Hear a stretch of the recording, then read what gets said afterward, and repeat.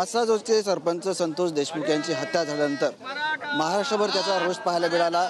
त्यानंतर मराठा मोर्चे निघाले, परभणी, बीड, पुणे, नंतर काल परळी आणि आज जालन्यामध्ये प्रचंड आक्रोश मोर्चा हा मराठ्यांचा निघलेला आहे। आपल्यासोबत या मोर्चामध्ये सहभागी झालेले आहेत मराठा रक्षामध्ये जरांगे पाटील। या ठिकाणी बघू शकताय की मोठ्या प्रमाणात या ठिकाणी मराठा समाज या मोर्चामध्ये सहभागी झालेला आहे। मोतीबाग ते आंबड चौफुली हा मोर्चा जाणार आहे। आपल्यासोबत जरांगे पाटील आहेत। दादा, मत्साजोगचे सरपंच यांची हत्या झाल्यानंतर समाजामध्ये मोठा आक्रोश आहे, काय सांगाल? शेवटी लय क्रूर हत्या झाली हो, खूप क्रूर हत्या झाली। आज देशमुख कुटुंबावरती खूप संकट आलंय, खूप दुःखातून ते कुटुंब चाललंय, नाही सावरत कुटुंब त्या दुःखातून। त्यामुळं शेवटी आता सगळ्या जाती धर्माचे लोक एकत्र येऊन मोर्चा काढतायत, आंदोलन करतायत न्यायासाठी। काही लोक आरोपीच्या बाजूनं करतायत, त्यांना साथ देत आहेत, ते सुटले पाहिजे याच्यासाठी प्रयत्न करतायत। म्हणजे ही राज्यात नवीन पायंडा धनंजय मुंडे पाडायला लागला आता की आरोपी सुटले पाहिजेत, त्यासाठी लाभार्थी टोळी आंदोलन करायला लावली। काही चुका नसताना आंदोलनं करून गुन्हे दाखल करायला लावायचे। म्हणजे सत्तेचा गैरवापर पूर्णपणानं धनंजय मुंडे करायला लागला आणि ही पायंडा त्याच्यासाठी चांगला नाही आहे।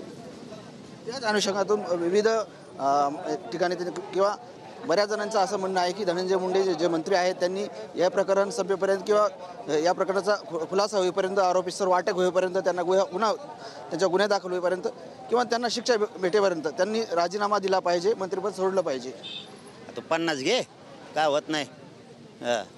फक्त हे चाळे चांगले नाहीत, हे चाळे चांगले नाहीत। कोणी येऊ देऊ आणि किती घेऊ दे, मॅटर नाही दबू देत म्हणलं ना मी, मॅटर दबू देत नाही, किती येऊ दे कोणी होऊ दे। त्यांचा मंत्रिपदाचा राजीनामा घेतला पाहिजे का?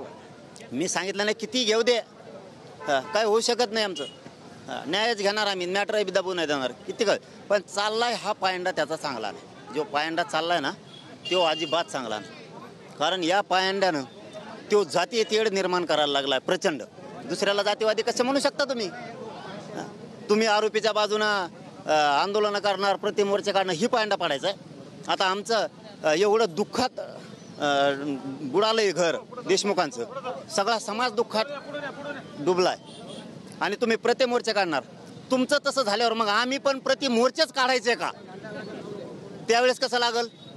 हे पायंडे पाडायचे। आता मंत्र्याला कोणी पण बोलत असतो, कोणी पण फिरून देणार नाही, अमकं करू देणार नाही, कोणी पण बोलत असतो। म्हणून त्याला जातीचा काय संबंध, तुमचा काय संबंध? आणि तुम्ही आमच्या याला बोलल्यावर आणि आम्ही तसंच म्हणायचं म्हणजे तुम्ही पुढे पाडायची करू। आता तुम्ही आमच्या कोणाला आमदार मंत्र्याला बोलले, कोणत्या पक्षातला असो, आम्ही तेच म्हणायचं। मग आता आमच्या मंत्र्याला कोण बोलायला लागले? मंत्र्यालाच बोलत असते, तुम्हाला काही जातीवरच वाढायचंय। मग खरे जातीवादीच तुम्ही आहेत। खरा जातीय तेढ निर्माण धनंजय मुंडेलाच करायचं 100%। पण त्याला खोलात पाय चाललाय, त्याचा जाणार आहे आणखीन, बघू किती गुन्हे दाखल करतोय, किती गैरवापर करतोय पदाचा। परंतु ज्या पद्धतीने ते आंदोलन करतायत, धरणे आंदोलन येतं पोलीस स्टेशनला, तुमच्यावर गुन्हे दाखल करण्याची प्रक्रिया सुरूच आहे, हे याच्याकडे कसं बघता? तुमच्यावर गुन्हे दाखल करण्याची प्रक्रिया सुरूच आहे। नाही नाही, ते आता टोळी आहे ना, लाभार्थी टोळी, धनंजय मुंडेची लाभार्थी टोळी आहे ना, ती करणारच, ती करणार। कारण जातीय तेढ निर्माण करायचा आहे, जातीय दंगली घडवायच्या, धनंजय मुंडेला वापर करायचा आहे, गैरवापर करायचा आहे मंत्रिपदाचा, तो करणार आहे। त्याला ते घडून आणायचं आहे, त्याला त्या घडून आणायच्यात। पण मराठी शांत आहेत, शांत राहणार आहेत। आम्ही गुंडाला बोलतो, वेगळ्या प्रवृत्तीला बोलतो, जातीवाद नाही करत। 25 तारखेला तुम्ही उपोषणाला बसणार आहात, त्यानंतर तुम्ही धनंजय मुंडेंना बघून घेणार आहात, कायदेशीर बघून घेणार आहात असं बोललात? कायदेशीर बघणारच ना, त्याचे लय लफडे आहेत। परळीपासून मुंबईपर्यंत बघणार, खेटला ना तेव्हा। आता त्याला म्हणलो नादी लागू नको तू, असल्या गुंडाच्या टोळ्या, लाभार्थी टोळ्या संभळीत जाऊ नको, संभळीत जाऊ नको। आणि सांभाळल्यात आणि त्या गोरगरिबाच्या अंगावर घालून गोरगरिबांचे मुडदे पाडायला तुला कोणी सांगितलं? हे कोणचं शिक्षण आहे? कोणची रूढ परंपरा पाडायलास? कोणची रूढ परंपरा पाडायलास? सोपं नाही, मी भेट नाही कोणाला। चुकीचा पायंडा पाडायला लागला, चुकीचा। गुंड लोक आणि ते पण त्याची लाभार्थी टोळी आरोपीला पाठिंबा देते, आरोपीला पाठबळ देते. हे नवीनच प्रक्रिया सुरू केली धनंजय मुंडेंनी.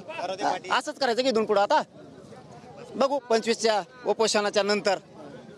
तुमची प्रकृती स्वास्थ्य ठीक नाही तरी आपण मोर्चामध्ये सहभागी झालात. मला संभाजीनगरला जायचं हॉस्पिटलला, पण आता जिथपर्यंत चालणं होईल तिथपर्यंत म्हणजे झालंच बसणं थोडा वेळ. मी समाज म्हणून आले, मी खाली बसणार समाजात.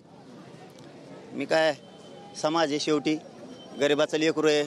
फाटक्या तुटक्या कपड्यातल्या कष्टकरी, चिखलात उन्हात वाऱ्यात पावसात वादळात काम करणाऱ्या गोरगरीब मराठ्यांचं काम करतो मी. त्याच्यामुळं मी सुद्धा एक समाज आहे. मी एक गरीब आहे, जाणार बसणार मोर्चात. मी काय समाज नाही का? नक्कीच हे होते मनोज जरांगे पाटील यांनी जालन्यामध्ये आज मोठ्या प्रमाणात मराठा समाजाचा मोर्चा निघालेला आहे. संतोष देशमुख यांना कुठेतरी न्याय मिळावा अशी मोर्चाची भावना आहे. जरांगे पाटील यांनी असं सांगितलं की माझं प्रकृती स्वास्थ्य ठीक नसल्यामुळे मी जिथपर्यंत चालणार होईल तिथपर्यंत चालणार आहे. कॅमेरामॅन हर्षल निकमसह संजय सरदे, TV9 मराठी, जालना.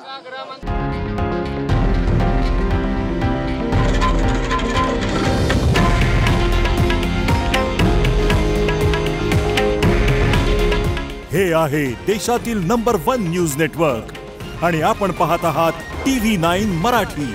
काळजी तुमची, हित महाराष्ट्राचं.